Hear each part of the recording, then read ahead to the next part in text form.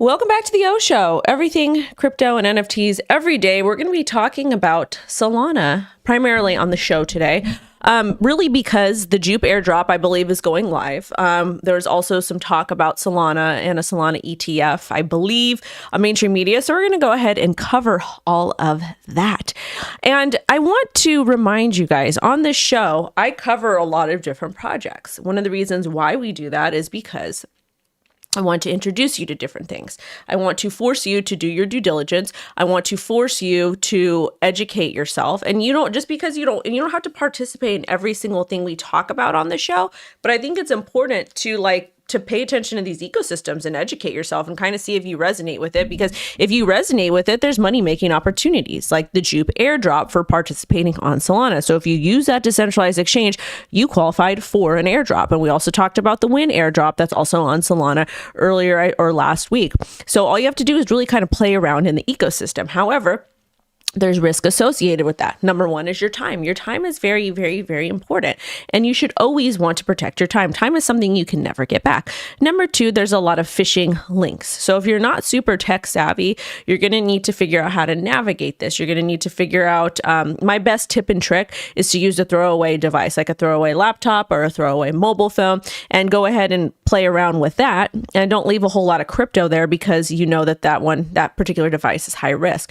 There's also different links and things that you can use to make sure that you're not on a malicious site.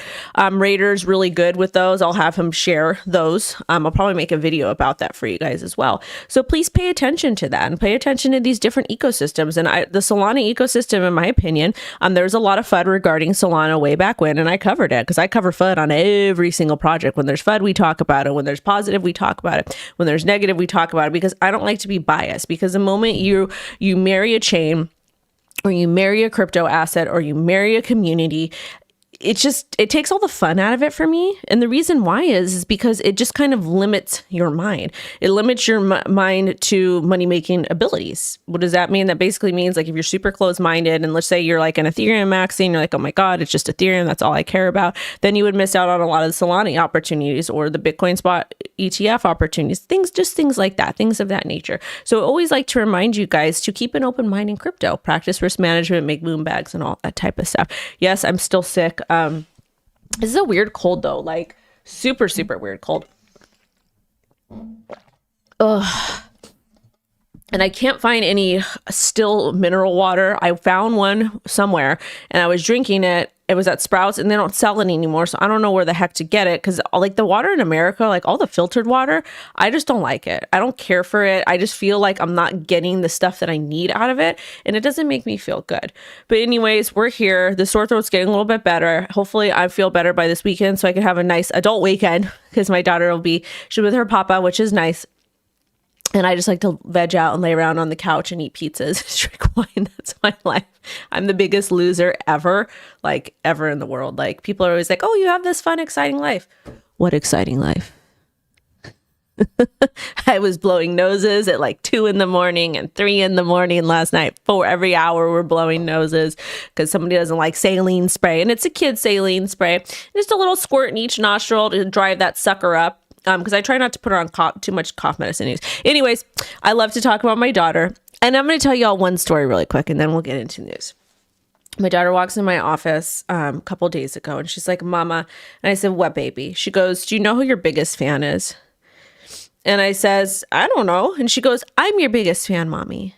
And I said, really, honey? Thank you so much. And she goes, you want to know why? I says, why, baby? And she says, well, because sometimes you mention Stinky on your show, because she likes to call herself Stinky now. She's in this phase. Fine. Don't care. She wants to be Stinky Punk Rock Baby. She could do that. My little honey girl. And I says, baby, Mommy talks about Stinky almost every show. Whenever I can, I do, because I just love you so much. And I'm just so proud of you. So yeah, I love my daughter. And also to you guys, I want to let you all know I'm very proud of you guys too. If you're watching this show and you're smashing the like and you're participating and you're helping to support me, you're also helping to support that little girl and keep us safe. And in addition to that, you are in the right place to keep an open mind and expand your mind and just really, really do good things, I think. I think that you guys are going to do great in this bull run. But anyways, let's get into the news. Okay, so first we're going to take a look at, I'm going to start using CoinMarketCap instead of CoinGecko because I just had it with them for no particular reason. But yeah, we're going to start using CoinMarketCap. They've been also to CoinGecko. Not CoinGecko, CoinMarketCap has been nothing but supportive to me. They invite me on the CoinMarketCap spaces. They've just been very kind to me. The team has been really, really nice to me. So I'm just going to be rocking with them. No more CoinGecko. Again, I believe CoinMarketCap is owned by Binance, but honestly, at this point, like, I'm not even mad at Binance or anything. Like, the SEC has just been so horrible. We're going to talk about some of that predatory stuff. Also, this is the entire crypto market cap and everything is in green. Yay. Well, most of the stuff is in green. Render, which was one of the AI picks that we had talked about that Grayscale was wrote a report on, that is up 12%. So maybe I'm just not an idiot on the internet. Oh my God, AKT, I'm pretty sure I have this, but it's stuck on Gate.io. I have like 10 or 20 G's worth of crypto on there. I'm gonna have to get that off. But that's up as well. So it looks like AI has been doing pretty decent. Okay. Now I want to take a quick look, and we're going to take a look at the Bitcoin, at the Bitcoin. Okay. And we've got some other stuff to kind of cover as well. But it looks like some of the selling with Grayscale has kind of done for now, which is nice. And honestly, I'm not feeling bearish on Bitcoin right now. I'm really not. When we take a look at the weekly chart, the trajectory has just kind of changed a bit. And again, one of the things that made me a little bit bullish when I talked about this chart last week is the fact that we had a swing wick low all the way down to about 38.5, close to the EMA 21, and we bounced back up. We closed above the EMA 9. We're currently getting ready to break about $44,000, which is absolutely amazing. Remember, Market Cipher was a bit bearish, but we had a really nice correction over here on the little cloud thingamabobber. Also taking a look at MACD. MACD never bear crossed. It actually, it was doing this, and now it's flat. So this is good. We can still get a reversal. We can still dump, but that's okay. But I'm feeling a little bit more bullish on Bitcoin price action. I also think if we do somehow have a really gnarly dip, which that could happen just because we're trading with pretty much with different partners at this time. We're trading, or I'll just say this, we're trading in a different type of ecosystem because we have TradFi and BlackRock and all that stuff that are in here. Got the 11 Bitcoin spot ETFs. I'm really cold. I should get my jacket. Oh, so cold. But anyways, sorry, I just got cold.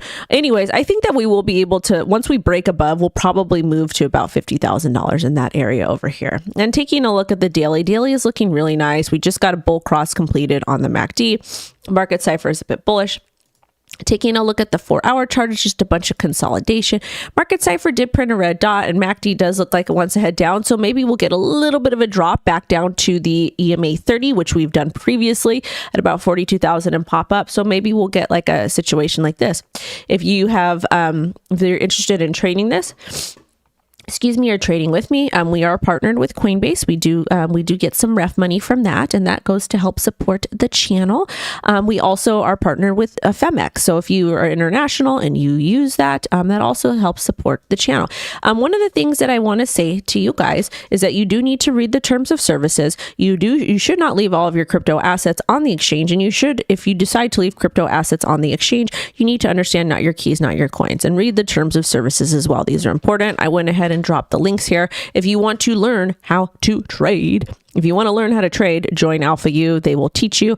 A bunch of guys that I know pretty well, and they've got a lot of tools. They got a lot of tools. Yes, I'm aware that regulations are coming, and that's unfortunate. Brian Booty had said to claim Jupiter, go to Phantom Wallet. Yes, we'll go ahead and we'll touch on that in a little bit. But again, you guys, make sure that you're using the correct extensions and the correct rater. Since you're watching, we have to do a video on how to check the links, because I can't remember the programs we use or the websites we use, but we should do one for them because I think that will help. Yeah. Anyways, I just want to let you guys know too, I ate 2 bowls of pastina yesterday with onions and peas, and I used chicken bone broth, and I also had In-N-Out. I was craving salt so bad yesterday. But anyways, that's what's going on with the market. And we are going to cover some more alts. Just be patient with me. We got to get through this. As far as the total cryptocurrency market cap, we're good. We've been holding really well along the EMA 9 on the 4-hour chart, and on the daily, this is looking absolutely beautiful. The fact that we're way above the EMAs looks good. We just need to get that little bull cross here at the EMA 9 over the 30 and 21. Now, let's get into the first story. So this story over here is from DGen News, and they took this from Squawkbox. It is basically CNBC host asks what spot ETFs mean for Solana. So this is a 3-minute long video. We'll go ahead and we'll listen to some of this. I don't know if we're going to listen to all of it, because if I get bored, I've got a very short attention span. So we don't want Wendy to lose her attention span, because we do that, and that's just the ADHD, and that's okay. You can have a short attention span. It's okay. And that monkey is triggering me because it's so ridiculous. I want to get to the book and talk about the book, but before we hit the book, I just want to understand, I think we're all trying to understand what's just happened with the SEC and this Bitcoin ETF, and what it means not just for Bitcoin, but potentially for the Solanas of the world and everything else. Yeah. So, I think crypto has been a technology that's controversial, and I think any institutional acceptance like the ETF is a good thing, is a net positive. That said, I'm very focused on, and our firm is very focused on investing in entrepreneurs building new utilities, new applications that are used by hundreds of millions and eventually billions of people. So let's focus on financial instruments. But I think it's a net positive. That's what I was going to say. You separate the idea of crypto money crypto, versus like utility crypto, if you will. Yeah. And how much of a future you think money crypto really has? Well, I think payments, DeFi, Bitcoin, these are all important applications. I view blockchains as an expansive technology. It's a new way to build internet services. All right. Winner, chicken dinner. He just basically said everything right there. So basically what these guys are looking for, A16Z, which is a big, massive VC firm, they're basically not talking about profits here, which of course they care about profits because that is their bottom line. But they're specifically talking about utility. And this is why I say price does not always equate to utility. And I've been screaming this on my show for like the last 5-6 years, because it doesn't.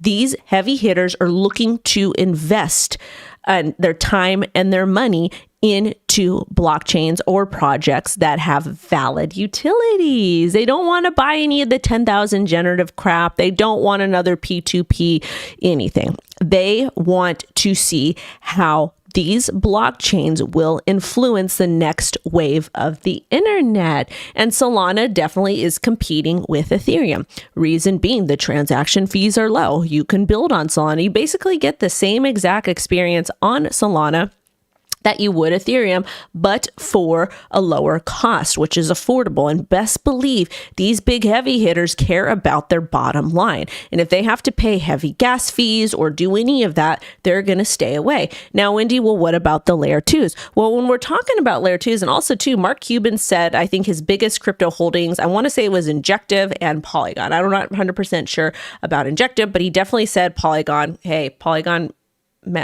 fanatic over here, got a moon bag, but that makes sense. So when we talk about layer 2s, Polygon is a very, in my personal opinion, not just because I'm invested in it, but because it does allow for a lot smoother transactions on top of Ethereum. But again, it is a layer 2. So it's going to be this big back and forth thing to see who can come up with the better utility, better user experience, ease of use, and lower cost. And that's exactly why I kept my Solana moon bag way back when, even during the FTX contagion and the crypto contagion and all of that stuff, is because I did have some conviction. I wasn't 100% sure what was going to happen, but I also didn't want to fade it because you never know. And that's why keeping a moon bag is so important with risk management, okay? Let's go ahead and take a quick look. Also, we got a super chat. I need to thank the person who did that. Thank you so much. Ultimo Maya. Topo Chico mineral. Oh, Topo Chico it's carbonated. I don't want it carbonated though. That's a problem. I'll try it though. Thank you for the $1.98 super chat. I can go ahead and get one. Thank you. Also, too, shout out to the 300 people watching, the 100 likes. Let's get it up. Gamer says, check your wallet. Check if your wallet is eligible for Jupe airdrop by looking at WeirMao Twitter X profile. Yes, I'm going to go ahead and take a look at that now. Thank you so much for that. Thank you, Raider. Okay. Let's go back to the thing. Let's go back. Okay. I wanted to do a quick look at Solana. So this is Solana over here. And now I feel like a dummy that I should have bought some more Solana down at these at these prices over there. Okay. So Solana is currently trading at $104 like we talked about, but we haven't yet broken out. Now that I'm kind of looking at the chart over here, I do feel a little bit more confident that we will get that breakout and kind of consolidate in this new range between approximately 104 and about 117. Market cipher looks great. MACD looks great. And on the 4-hour chart, the only thing that I'm seeing is a little bit bearish is we might get that pullback at support, maybe drop down to about 92, maybe. I'm not exactly sure, but I am feeling a little bit confident on the larger time frames that we are going to continue up with that breakout. However, that could change as something absolutely insane happens. So as far as Solana goes, I'm bullish. Now let's go ahead and take a look at this. This is going to be for the Jupe airdrop over here. This is going to be the post. I'm going to go ahead and pull this dude's status, and I'm going to put it in the chat. The reason why I'm putting it into the chat is you can do your due diligence here. This is going to be where you can go ahead and claim, check your airdrop allocation. And he also says to set up DCA limit orders ahead of time. So I'm not recommending you do that, but if you want to, that's your business. Okay. So here's going to be the link, and I'm going to pull this actually up. I'm going to pin this message at the top of the stream. The reason why is because this is a link from the person straight from the Jupiter exchange. So I want you to, do all this stuff over here. So anyways, this is what it is. If you want to check and see, you can do that here, but let's go ahead and talk about some of the key points for the Jupe airdrop. Okay. So Jupiter background. Okay. So Solana has been pumping as trading volumes on the Solana based DEX aggregator Jupiter surge ahead of the airdrop of its Jupe token. Nearly 1 million wallets eligible to claim the token starting on January 31st, so tomorrow. And Jupe has a total supply of 10 billion. 50% belongs to the Jupiter team and 50% is for the community. I don't know what the stats are for Uniswap, but honestly, you guys are getting free money basically. So do what works for you. I did have someone in my mentions on Twitter say I'm going to sell 50% of it and keep the rest of it. That's a moonbag strategy. Even if you just get the airdrop and you don't do it, it's still technically a moonbag strategy. But you want to, if you made a decent amount of money, dude, take some money out, take some profit out, take your family to, or take your wife to dinner, take your girlfriend out to dinner, your man out to dinner, whatever that is. I bet save a little bit for taxes too. But anyways, that's neither here nor there.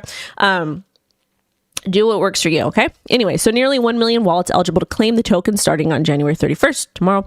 And it has also rolled out their launch pad. They're preparing an airdrop of Oval's meme coin. So again, right now, if you are not using the Jupiter exchange for Solana, you might want to consider that because it looks like they're going to be rolling out their launch pad and also preparing an airdrop of another meme coin, which means you could make money. Or not, I don't know. The launchpad was used for last week's Win coin drop as a test run ahead of the Jupe drop, and they said that the Jupe airdrop is just not a token distribution event. It represents a significant step towards decentralizing ownership and governance of the Jupiter platform. Personally, I don't really care about all of that. Like when we hear about DAOs and decentralization, I'm still like on the fence about DAOs. I'm not a DAO's biggest fan because I always think that there is a way for people with a whole lot of capital to basically take advantage of people that don't have capital and push their agenda through. But whatever, I want you guys to make as much money as ethically possible. So if you are not going to be participating in this other exchange, you probably are going to, or this other launch pad or the exchange, then you might be missing out on some opportunity here. And I hope not. My feet are so cold. Oh my gosh, I'm just freezing, lady. All right. Anyways, let's talk about Vitalik because it looks like he did a thing with a thing of a thing. And so let's see what Mr. Vitalik said. So breaking, Ethereum co-founder Vitalik states meme coin holders be like meow together, meow, meow, meow. Vitalik did post this on Twitter over here. And it's just really, really funny. Yeah, we need, shout out to Coin Mamba. He said, can you pump my bags? I really need Vitalik to pump my Ethereum bags. So Vitalik, daddy, Vitalik, please. But it's cool to kind of see, somebody like Vitalik on the feed just talking. And this is the post over here. So basically he's meowing, meow, meow, meow, yourmom.com. Good for Vitalik. And now also to the promise and challenge of crypto plus AI applications. He went ahead and wrote a little bit of a blog here, but have no fear. We're going to give you the details very, very fast. Also, thank you guys so much for being here. Make sure to smash the like and share this. So basically in this blog post, he talks about the convergence of crypto and AI, categorizing their interactions into 4 areas. The key point here is that Grayscale just dropped an article about blockchain and AI. So if Vitalik's talking about it and Grayscale's talking about it, then maybe you should effing pay attention so that you can get a bag. So let's do that. Let's work on that. So anyways, there's 4 areas. AI is a player. AI is engaged in blockchain mechanisms like decentralized exchanges as prediction markets. Number 2, AI is an interface. It assists users in navigating the crypto world, enhancing interfaces, which is very true. As AI as the rules, they are integrated into smart contracts, posing challenges like adversarial attacks. And then AI as the objective. Decentralized AIs are created using blockchains for objections like addressing bias and ensuring safety. This is probably going to be the most important thing regarding AI because the person that is programming that particular AI tool will have a bias. Humans are biased. No human in the face of the history of the earth is not unbiased. Okay. And I say that I'm unbiased, but I really mean I'm doing my best to not be biased. Okay. Also, emphasis is placed on potential and challenges in each category with a call for caution, especially in integrating AIs into rulemaking. And the ongoing exploration will determine their viability at scale. Okay. Now, I have a story, but I'm going to post it later. I'm going to post it. We'll actually do the second video about it, I think, because it involves Ethereum. So we'll talk about that later. But anyways, let's talk about the Fidelity versus Grayscale ETF inflows, outflows. And I should have covered that a little bit earlier because we were talking about Grayscale, if the selling was done or not. But anyways, I totally forgot. So Fidelity Spot Bitcoin ETF inflow is plus 208 million. Alone appears to have offset the GPTC Grayscale Spot Bitcoin ETF outflow, negative 192 million today per Fairside UK. Bitcoin ETF flow data automatically is generated. And what does that mean? It just means that Fidelity is beating Grayscale, that TradFi is beating Grayscale, and that's okay because Grayscale is just winding down the trust so that they convert to a Bitcoin spot ETF. And the cool thing, that reason why I like Grayscale better than the traditional finance people, Grayscale is comprised of traditional financial grifters, but at the same time, they support a larger variety of crypto-based traditional financial products, baby. So I like it. I think it's good. I think it's fantastic.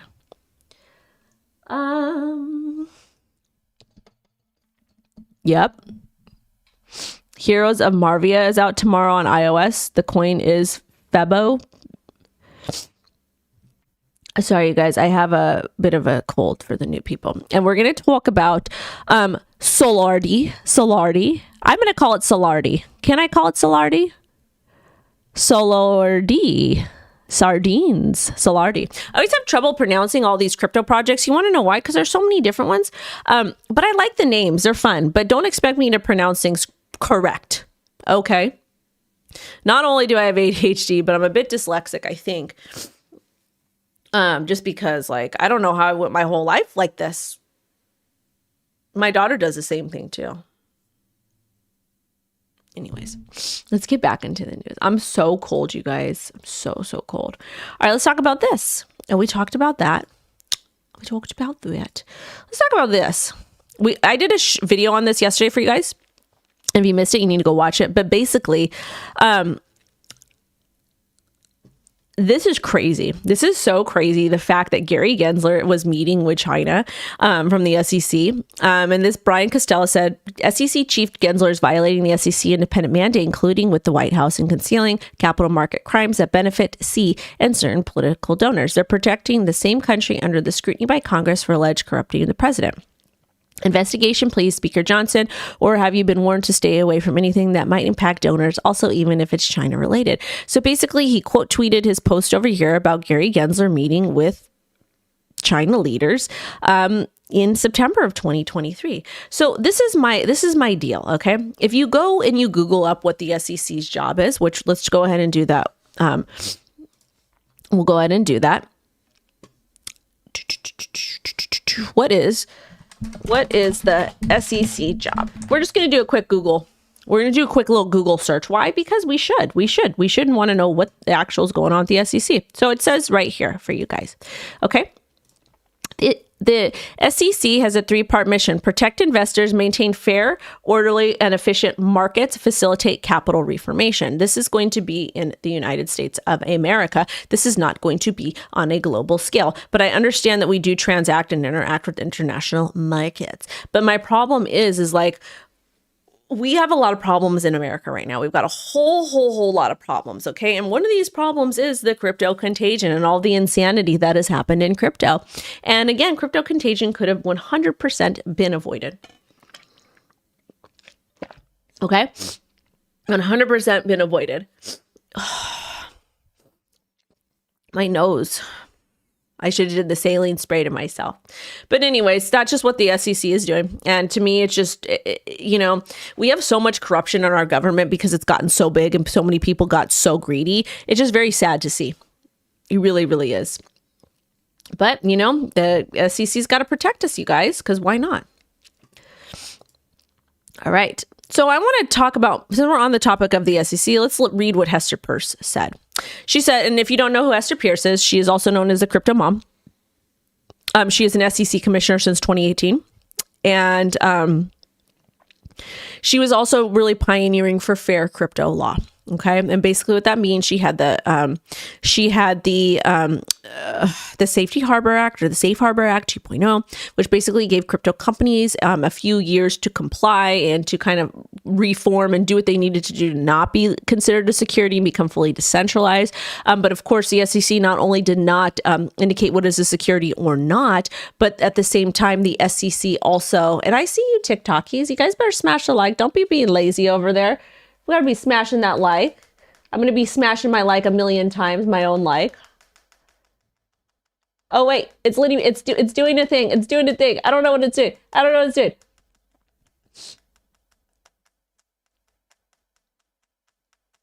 Ah yeah, baby.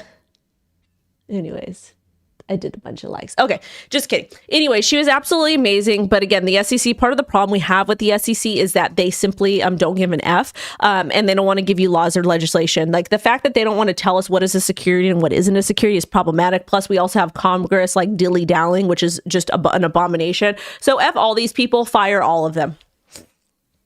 Fire them all. But anyways, in her little talky talk over here, she says, my thoughts on the SEC's unusual practice of telling defendants who settle with us that they cannot ever say anything bad about the settlement. Isn't that against the free speech thing, Bobber? So I don't know. It just seems a little kooky, you know, just a little kooky. People should be able, like, this is the thing, you guys. I am telling you right now, I hate taxes. I absolutely hate taxes, but I'm going to pay them. I think the IRS is a completely useless branch of government because they don't even do their damn job. All they tell you is what you owe. And in most cases, they don't send you nothing back. They should be doing your taxes for you. And I think the whole tax system is a complete scam because a lot of these taxes, they don't even go into where they need to go. But at the same time, I'm going to pay my crypto taxes, and I recommend you do the same thing. If you need a good crypto CPA, I got one on my website, Scott Martin. So yeah, check that out, CryptoWendyO.com. But at the same time, like I should be able to voice my concerns. Okay, I should be able to say the IRS is a scam because they're a bunch of scammers. Well, it's not really them, it's the public servants. But anyways, I digress.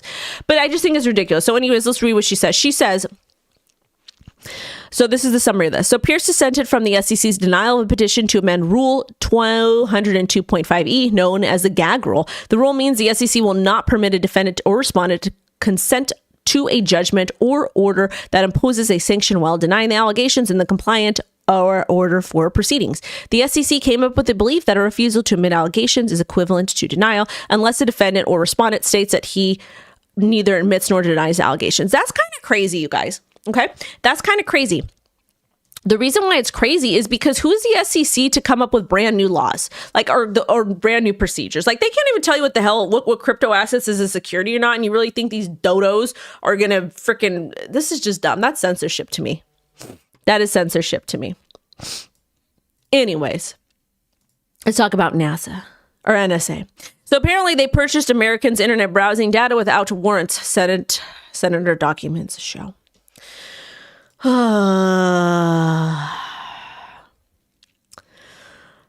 So basically, they've been buying your data, including info about websites you visit or apps you use. So you should probably use a VPN. I use ExpressVPN. Use whatever you want.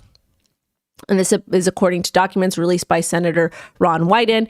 Wyden is a privacy and internet freedom advocate who sits on the Senate Intelligence Committee, and he called on the U.S. intelligence officials to end unlawful use of personal data without knowledge or consent. So again, all this stuff happens behind the scenes, and we're just supposed to sit with it. We are supposed to sit with it. We are supposed to deal with it, and we don't get to say anything about it because, you know, people like to put gag orders and all kinds of crap up. So, yay, thank you so much for protecting me. I feel so safe and like I can totally browse the internet. So be careful what you search for on the internet. Use a privacy browser. Use like Brave, or use you could use Brave and use a VPN. And honestly, like, people might be like, well, what do you try to hide? No, I just don't want people knowing my business. Like, I want to be able to keep my personal interests safe. Like, I'm not doing anything wrong. Like, if I want to look at some nice mom jeans, or I want to look at the difference between two different types of bananas or peaches or something, like, I don't need you guys in my damn business. I don't want you to see me Googling like natural remedies or something. I don't know. Like, it's just weird, man. Like, plus, too, like, what about the kinky people that have fetishes and stuff and they're just trying to, like, learn more about it or something? I don't know. That's, like, weird. Just leave people alone. They're not doing anything illegal or harming innocents, and who cares? Anyways, about had it. Also, do we have another super chat? Oh, thank you so much for 111 for the $2 super chat. Woo! Thank you. We have 350 people watching. Raider uses multi-VOD, mostly a Proton. It's Taco Tuesday with Wendy. So I apologize. I'm not going to have tacos right now today. I don't feel good. I'm actually probably, what I'm probably going to do is I'm probably going to make some more pastina. I'm probably going to make some more pastina is what I'm going to be. And I'll go ahead and open the chat up to everybody because I see lots of people up in here right now that are new. But I'm probably not going to do tacos today. I know. I'm just not in the mood for tacos. Like, I actually, so I bought all the ingredients. I might even make the bean soup today. You know, I think I'll do the bean soup. I love the bean soup. It's so good and so easy to make. So I think I'm going to do it. So yeah, we'll make bean soup today. Ooh, lots of onions. Oh, yum. Anyways, yeah, that'll be good for me. I have to go to a certain, I think it's only Stater Brothers that has a pastina, like, but I don't want to schlep all the way down to the Italian deli. Anyways. So shout out to my friends Altcoin Daily. They're so good at math. Both Aaron and Austin are super good at math. Like, wow. And you know, they're just so good at math. So anyways, they're so cute. You can always count on me. There's two of them that lead this, and they're just funny. Anyways, the United States hold 194,188 Bitcoin. If Bitcoin can get to 154 million per coin, the U.S. can pay off their national debt. You know what? This is peak journalism, Altcoin Daily. Thank you, guys. Peak journalism. Thank you, guys. Bitcoin, this is how Bitcoin will save the world. And you heard it first from Altcoin Daily. Thank you guys so much. Thank you guys. Get some Southwest chicken tortilla soup. It'll help your cold. You know, that's too heavy for me. It's too heavy for me. Why? Because it is. I don't know. Tortilla soup is good, but it's like not my favorite. Not my favorite soup. But it's just too much for me. Too heavy. The bean soup, mamma mia. Anyways. Apparently, from Walter Bloomberg, the Senate banking chair urges the Fed to cut rates earlier this year. Wow, that is so nice of the Fed. Okay, that's so nice of the Fed. Why? Well, it's nice because, like, if we cut rates like early, like, this is the thing. So if you guys don't know how like inflation works, inflation is totally transitory. So Mr. Powell, shout out to Tom Crown. He was right. I think he's the dodo that said that. But like, inflation is like totally transitory because you can manipulate the interest rates. Like, you could like lower them and like make them go high and like all that stuff. Oh my God. But the thing is that these people don't tell you, and the thing like you don't learn about in like school, like public education, is like the cost of goods and services don't go down. Once inflation goes up, the cost of goods and services and housing and food and whatever the hell else doesn't go down. So GFY your mom, not you guys, them, the a-holes. Absolutely horrible, horrible, horrible, horrible. But it's true. This is why America's in the shape that they're in. So basically what's going to happen is all the people that have decent jobs and that were saving money, they're going to be able to afford houses soon. And it's just not right. It's just not, I don't like the way that it's doing. And then hopefully too, or actually not hopefully, excuse me, then we're going to get more slumlords coming in, all kinds of crap. It's so bad in LA. You have no idea. You should not be able to purchase a rental if it is not inspected by the health department. If the health department cannot go in and inspect it and say, okay, this is safe to live, you shouldn't be able to rent it out. It's a damn health concern. The place my sister was living at before, the floors were warped from all the water damage, but it was the only place she could afford to live in, okay?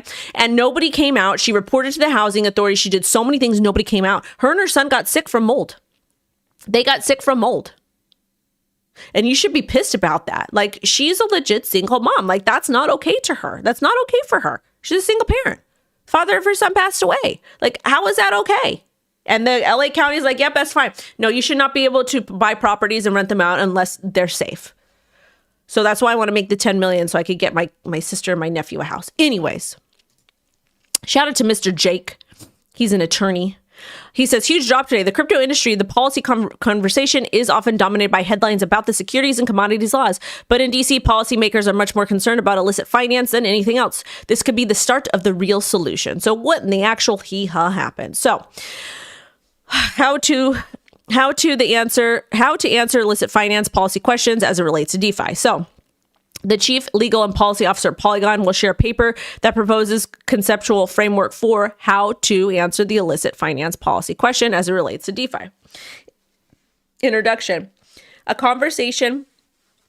Excuse me, you guys. I'm sorry. I'm just not really feeling well today. And it's not, whatever. I just got to keep going. I got to shut up and keep going. Focus, Wendy. Focus. So the paper initiates conversation on tracking illicit finance and DeFi and proposes a conceptual framework for policy considerations. And the key points in this were overflow of U.S. financial integrity laws and sanctions, definition and understanding of DeFi, highlighting unique risks, three-part framework for combating illicit finance in DeFi. This is my problem, though. My only problem with this is you can track all this stuff using blockchain technology, and it absolutely baffles me how the U.S. dollar, it's okay. Everything on that end is okay, but there's a problem here with DeFi. So the role of the OCCIP suggests is overseeing the genuine DeFi protocols.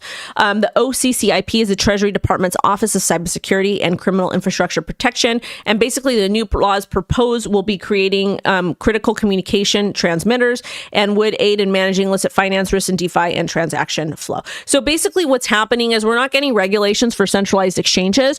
We're not getting crypto regulations, but now they want to F with your DeFi. Absolutely mind-blowing, but cool. And look at the DOJ charges 3 people in $1.9 billion crypto scam. See, you guys shouldn't do this. So apparently it was an Australian and 2 Americans, and it was a DeFi platform called Hyperfund, which I don't know if I ever heard of that before. Anyways, they basically defrauded investors by claiming that investment returns would come from what the court called not existing mining operations. Got it. Between 2020 and 2022, they allegedly offered and sold investment contracts to the public through Hyperfund. Okay, so this is the thing. This makes sense because they're promising a return on investment of something that wasn't real. That sounds like a Ponzi to me. Anyways, the court said they made false claims, including Hyperfund memberships, giving investors between 0.5 and 1% daily and passive rewards until the company either doubled or tripled the investor initial investments. The Hyperfund claimed the payments would be partially disbursed from the revenue from large-scale mining operations, which the DOJ said it didn't exist. In July of 2021, Hyperfund began to block investor withdrawals. Okay, see, this is the thing. This is good. This is what the public servants are supposed to do. They go after the bad guys, but at the same time, this wouldn't have happened if we had laws set in place. And you see it just this, it's a hamster. It's like a hamster that does this on the wheel. Our biggest enemy is the public servants, but please go off. Binance now allows larger traders to keep their assets elsewhere. Ooh. The move may reflect users' unease about Binance's regulatory dispute in the U.S., which saw it landed with a $4.3 billion fine in November. Okay. Previously, they had to hold their assets on the exchange as its custodial partner, Sifu. They can now use crypto-friendly institutions like Swiss Bank, Signum, or Flowbank. Cool.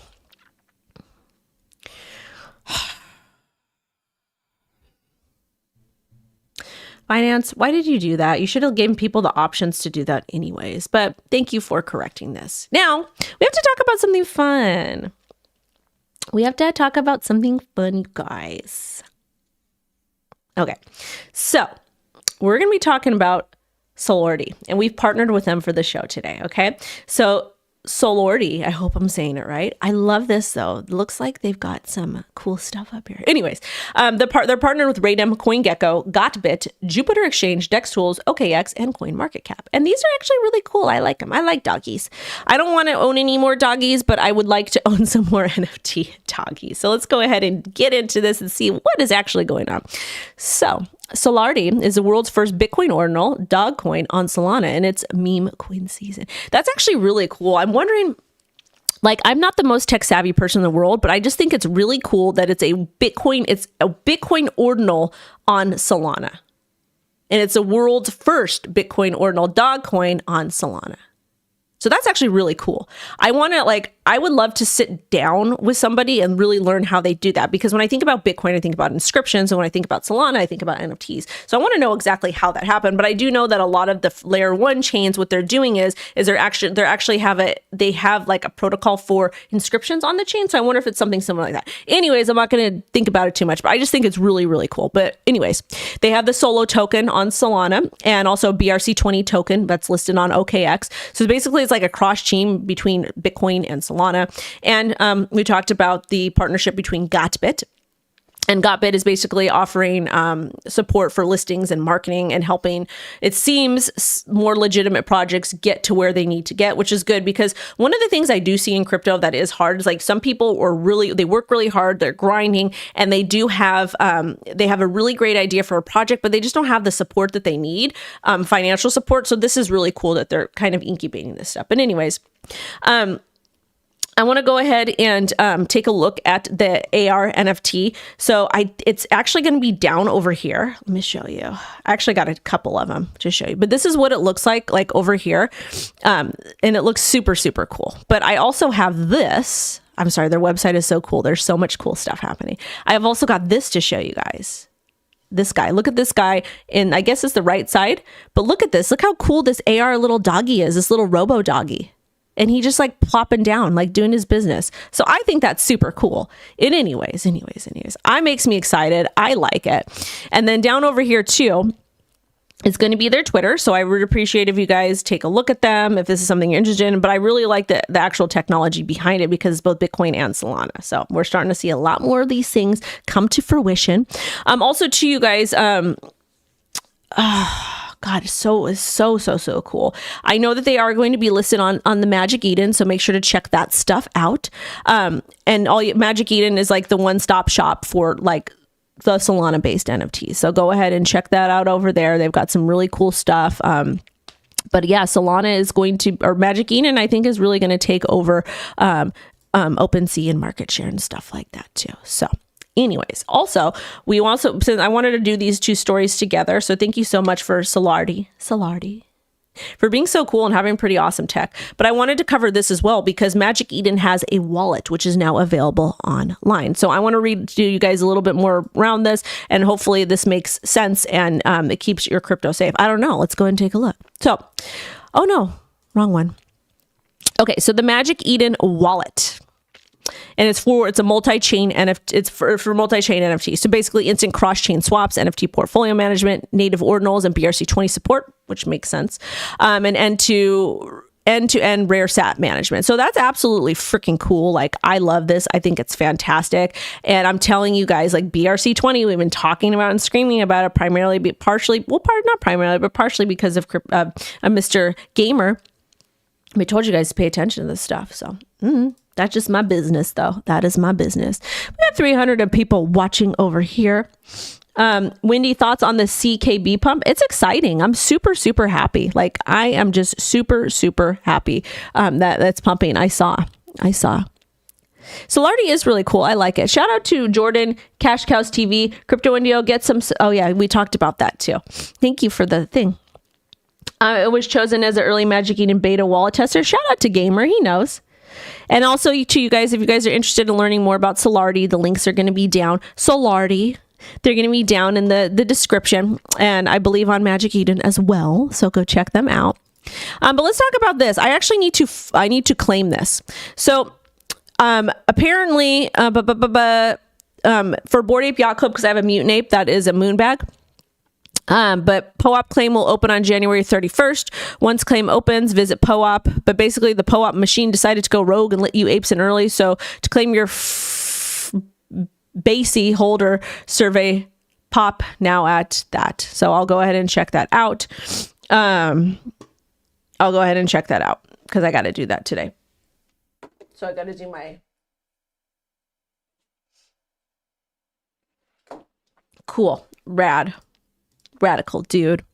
All right, now I want to talk about this really quick. This is from Pro the Dodge Slumdog, but it's really for Squidgrow. I just really like the tweet that he put out. But he said Squidgrow has officially achieved a security score of 89 points on Surtech community leaderboards, which surpassed Pepe and Dogecoin in its security rating, proving to be one of the safest meme utility coins out there. So Squidgrow, and again, you guys, I am partnered with them. They're more like, they started off as a meme token, but they're really not a meme token. They're more of a utility. That's what they are, because the stuff that they're building behind the scenes is just absolutely ridiculous. Like they announced a partnership with Ryoshi last week, and they are going to have their own NFT marketplace. They've got their dexes, and there's a couple other things I can't talk about that are coming, but one of the things I will tell you guys immediately, they have a lot of audits, and Shib is very, very concerned with the scores and is always forcing things to be better and better and better and better. So this makes me happy and also makes me be a proud partner with them. Like, honestly, like this guy, like every time I talk to him, he's like, look at this, look at this, look at this. And he's always super excited about the scores and always like, okay, well, what should we do to increase the score and to be more secure? And that's something that makes me happy because I've never really heard a founder care so much about the security scores. Okay. But anyways, I just wanted to give them a shout. Now let's talk about this. So Floki halts staking program in Hong Kong after regulator warning. The Hong Kong Securities and Futures Commission last week flagged Floki's staking programs as suspicious investment products, which is weird. Floki's pretty legit. Anyways, I don't know. That sucks. But basically, Floki Inu has been blocked in Hong Kong from accessing its Floki and TokenFi staking programs. That sucks. That makes me sad because they're pretty legit. Next, this appears when you search Dogecoin on X. So I guess it's right under payments, so people are like really, really excited about it. So it's the Dogecoin and Elon Musk and payments and Dogecoin developers. Cool. I don't think it's like crazy, but I don't know. People are trying to say that Dogecoin is going to be on payments. Dogecoin used to have a tip bot on I think on Twitter. So whatever. People are cuckoo. But I do have a moon bag of Dogecoin. Also, too, you guys, Elon Musk posted this. The first human received an implant from Neuralink yesterday and is recovering well. Initial results show promising neuron spike detection. I don't know. This is weird for me. Like really, really weird to me. Elon also said to expect roughly 1 billion humanoid robots in 2040. I don't want those robots. I think that's bad. And if we do this, yeah. Anyways, that's scary, man. I'm not with it. See, enables control of your phone or computer and through them almost any device just by thinking. Initial users will be those who have lost the use of their limbs. Imagine if Stephen Hawking could communicate faster than a speed typist or auctioneering. This is the goal. Yeah, but Stephen Hawking was also a disgusting human being. So I would rather just see the common folk be able to get this tool. Not Stephen Hawking. He was a disgusting human being. I said what I said. Anyways. All right. Aw, the Squidgrow community. I know I just gave you beautiful, intelligent babies a shout, my loves. All right, so Circle to issue stablecoin USDC on Celo network to boost RWA capabilities. I got in an argument with people yesterday about RWAs because you know what? RWAs is just another word for NFTs. It's just a marketing term, and honestly, it's stupid. It is just the dumbest thing ever. Just say damn NFT. But I guess people don't like NFTs, and people are like, well, an RWA is a token on that's what an NFT is. What the hell do you think a non-fungible token is? It is literally a token on the blockchain. Each NFT represents that. They're like, well, you can tie real world assets. Yeah, you can use a smart contract to do that too. So I don't understand why we're using a new buzzword that's going to confuse people. Like, it's the same damn thing. Like I told y'all, like I got my rare records out there. I'm going to NFT them, track them, whatever. You can do that. You can do the cars, houses already. It doesn't need to just be real world assets. But I guess if that's going to help NFTs get mainstream, cool. Anyway, so shout out to the Celo network. Celo ecosystem wants to boost cross-border payments, peer-to-peer transactions in developing regions, facilitate conversions from local currencies. C Labs, an organization dedicated to Celo development, will also propose a community vote to enable paying gas with USDC. That's pretty cool. I like Celo. We covered them a while ago. But anyways, they're in the process of ditching their standalone blockchain and migrating to become an ETH-based L2. I think that's a smart move for them. Very, very, very, very smart move. Very, very smart move. Anyways, I'm going to do a ticky-tacky on the last story. Uh-oh, my attorney messaged me. I hope I'm not in trouble.